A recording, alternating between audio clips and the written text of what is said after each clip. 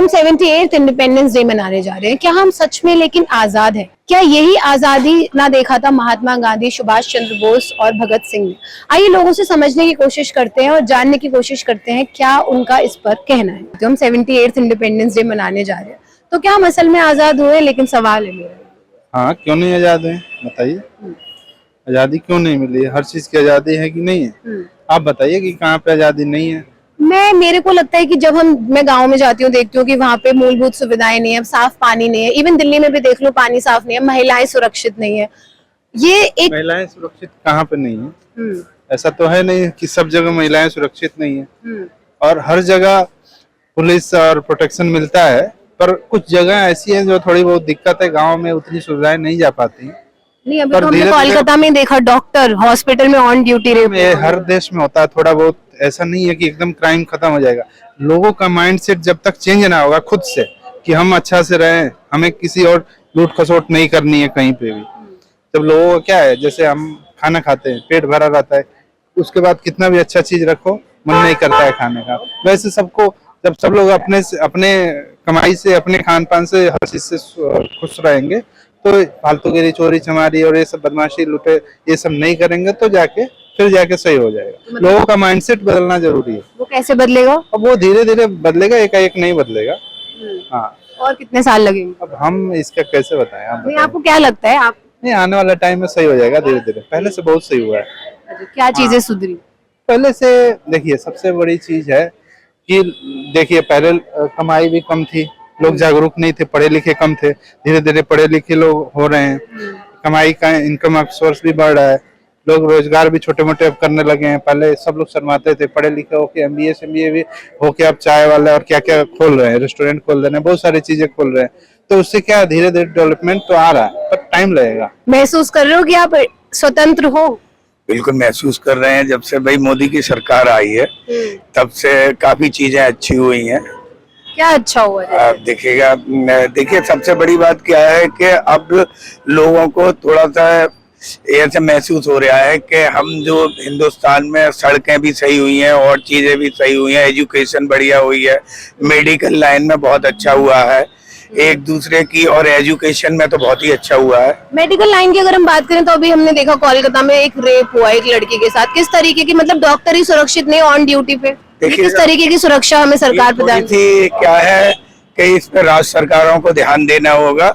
ये थोड़ी सी आदमी की जो गंदी मानसिकता कुछ लोगों की रह गई है, उससे हम पूरे 140 करोड़ लोगों के लिए बदनाम नहीं कर सकते।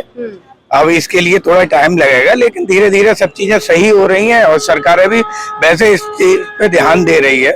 ऐसा नहीं है किसी सब चीजों पे ध्यान दिया जा रहा है। जैसे मैं ये बात जानना चाहती हूँ, हमारा देश आजाद हुआ चाइना से पहले, सिंगापुर से पहले, और लेकिन वो देश आज कहाँ पहुंच चुके हैं, और हमारा देश, हम अभी धर्म जाति पर ही लड़ाई कर रहे हैं। क्या आप मानेंगे? देखिए सबसे बड़ा खेल है पॉपुलेशन का। मेन क्या है, इंडिया की जो पॉपुलेशन है वो आप समझ ही रहे हो कि विश्व में सबसे बड़ी पॉपुलेशन है, चाइना के बाद दूसरा नंबर है, और बराबरी हो चुके हैं हम लोग। तो मेन काम देखिएगा पॉपुलेशन पे है, और पॉपुलेशन को थोड़ा सा अगर कंट्रोल किया जाएगा और इस पर ध्यान दिया जाएगा तो धीरे धीरे ये सब चीजें सही हो जाएंगी। अब मैं काफी लोगों से बात करती हूँ तो पॉपुलेशन कंट्रोल एक बात लेकर आ जाते, तो वो तो सरकार का काम है, लेकिन उसके चक्कर में जो बेरोजगारी हो रही है, भुखमरी हो रही है, 80 करोड़ लोगों को राशन देना पड़ रहा है, उस सब का क्या सिर्फ ये कहकर ये कहना ठीक है कि नहीं पॉपुलेशन ज्यादा हो रही है इसलिए हमारा देश चाइना और सिंगापुर और US से कंपेयर नहीं? थोड़ा देखिएगा, थोड़ा पब्लिक को भी काम करना पड़ेगा, पब्लिक को अपनी मानसिकता बदलनी पड़ेगी और मैं से निकल के हम में आना पड़ेगा। मेन काम क्या है, हमें मैं से निकल के हम में आना है कि मैं गलती, ये बराबर वाला अगर गलती कर रहा है तो हम कह ही नहीं रहे हैं, बोले मेरे को क्या मतलब, मैं तो सुरक्षित। लेकिन ऐसा कुछ नहीं है, हमें सभी को ध्यान है। एक सरकार के लोग कितने हैं भाई, लाखों करोड़ों में है, और यहाँ तो हम लोग तो 140 करोड़ हैं, तो हम लोगों को भी तो सरकार के साथ खड़ा होना है। लेकिन सरकार डायरेक्शन देगी तो आपको नहीं लगता लोग नहीं खड़े होंगे? क्योंकि हमने देखा कोविड में जब मोदी जी ने कहा कि थाली बजाइए, पूजा कीजिए, तो सबने किया, लेकिन क्या डायरेक्शन दे रही है सरकार लोगों को? वो देखिएगा, आप मोदी को फॉलो कितने लोग करते हैं, तो आप ये मतलब एक व्यक्तिगत किसी आदमी को लेके या किसी के व्यक्तिगत सोच के ऊपर लेके हम सब बातें नहीं कर सकते। तो हम किसी भी बात कर लें, किसी चीफ मिनिस्टर की बात कर लें, लेकिन हम प्रधानमंत्री को इसलिए क्योंकि प्रधानमंत्री को लोग जानते हैं, उनकी सुननी जाती है। लेकिन दिखेगा उन्हें वर्ल्ड देखना है, ये भी तो है कि प्रधानमंत्री कोई भी बात है वर्ल्ड के हिसाब से बोलेंगे या वर्ल्ड के, लेकिन जो हमें घर की समस्या है या हमारे मोहल्ले की समस्या है, हमारे शहर की समस्या है, उन्हें अगर हम लोग अगर सही करने पे अगर 1-2% भी लोग आ जाए तो टोटल आप ये समझो सही हो जाएगी। लेकिन उसके लिए हम लोगों को टाइम देना पड़ेगा। हम लोगों को एक जैसे घर में आते हैं, घर में टाइम देते हैं, उस हिसाब से हमें भी टाइम देना पड़ेगा कि हमारा भी कोई दायित्व तो देश के प्रति है और देश के लोगों के प्रति है। तो उस हिसाब से अगर हम सब सोचेंगे तो सब सही हो जाएगा। तो इस इंडिपेंडेंस डे क्या मैसेज देना चाहेंगे आप लोगों को? भाई आदमी को ये देना चाहेंगे कि पहली बात तो मैं से हम में आए और जो हमारे आसपास कोई अगर घटना घट रही है उसमें हमें भाग लेना चाहिए, आगे बढ़ के भाग लेना चाहिए, अच्छे कामों में आदमी को आगे बढ़ना चाहिए और कोई भी अगर गलत काम हो रहा है उसमें हम लोगों को एकजुट होकर खड़े होना चाहिए। आपने कहा एकजुट होकर खड़े होना चाहिए। एक और सवाल इस पर मेरे दिमाग में आया कि जैसे हम देख रहे हैं एकजुट, जब अभी हमने सुना कोलकाता में जो रेप हुआ 31 ईयर्स ओल्ड लड़की के साथ, तब आम जनता सामने नहीं आई, लेकिन यही जब कोई बात आती है धर्म जाति की, जब कोई मुद्दा इस तरीके का उठता है तो हम देख लेते हैं सड़कों पे लोग इकट्ठे हो जाते हैं और इस चीज के लिए आंदोलन, प्रोटेस्ट कुछ भी करते हैं। लेकिन एक लड़की की बात जब आई तो हमने देखा कि सिर्फ डॉक्टर्स ही सड़क पर आए। नहीं, ये देखिएगा आदमी ने अपने को बांट रखा है। देखिए सोसाइटी में बांट रखा है, अपने एक सिस्टम में बांट रखा है कि डॉक्टर अगर हैं तो हम क्यों खड़े हों, हमें। लेकिन आदमी को वो मानवता पे जब आ जाएगा कि भाई मानव तो सभी है, अगर गलत काम किसी के भी साथ हुआ है, किसी धर्म जाति के साथ हुआ है या किसी के भी साथ हुआ है, तो वो सभी के साथ गलत है, तो उसे सब लोगों को एक आना चाहिए। 78th इंडिपेंडेंस डे अब हम मनाने जा रहे हैं, तो क्या हम असल में आजाद हुए हैं? नो, आई डोंट फील नहीं हुए हैं। वी आर अभी भी हम लोग उसी मतलब आई डोंट इवन अंडरस्टैंड कि आजादी जो ये बोलते रहते हैं उसका मतलब क्या है। No one is everyone is somewhere, somebody is stuck. I don't understand this thing. मतलब हाँ, आपने जो बात की, लेकिन बहुत लोग बोल रहे हैं हाँ हम आजाद हो गए, हम सुरक्षित महसूस करते हैं। कहाँ से सुरक्षित है?